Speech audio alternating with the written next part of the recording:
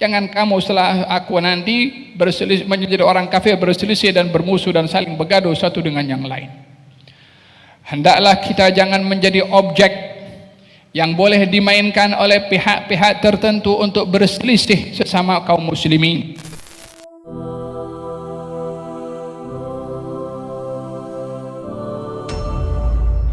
Kita ingin mendapatkan hubungan itu erat dalam hati kita supaya kita aman. Walaupun apa-apa masalah yang kita hadapi dalam hidup ini, dengan hubungan dengan Allah Subhanahu wa taala pasti akan dibantu oleh Allah dengan kadar kesediaan kita untuk menerima bantuan dari Allah Subhanahu wa taala. Perkuat hubungan dengan Allah Subhanahu wa taala dengan amal yang saleh. Perkuat hubungan dengan Allah Subhanahu wa taala dengan baik sesama kita. Tanda baiknya hubungan kita dengan Allah adalah baiknya hubungan sesama kita. Dan tanda kurang mesra seorang dengan Allah, kurang mesranya dia dengan makhluknya Allah. Karena Allah Subhanahu wa taala berkehendak kepada hambanya untuk mempunyai rahmah kepada semua makhluknya Allah, untuk mendapatkan rahmah dari Allah Subhanahu wa taala. Ar-rahimuna yarhamuhur rahman, irhamu man fil ardi yarhamkum man fis sama. Orang-orang yang mengasihi sesama mereka akan dikasihi oleh yang maha pengasih. Coba tengok, yang mengasihi sesama kita akan dikasihi oleh yang maha pengasih.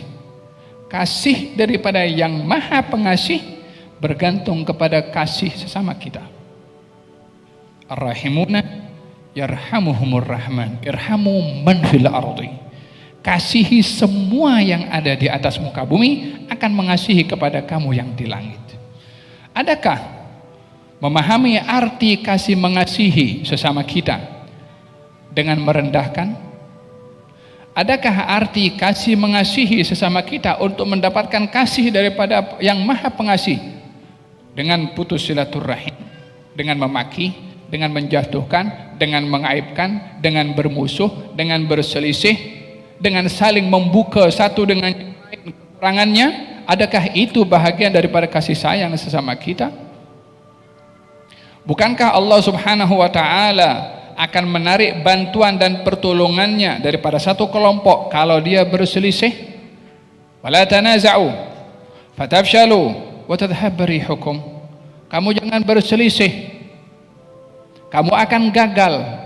Apapun yang kita ingin capai daripada kebaikan, dengan perselisihan tak akan sampai, pasti akan gagal.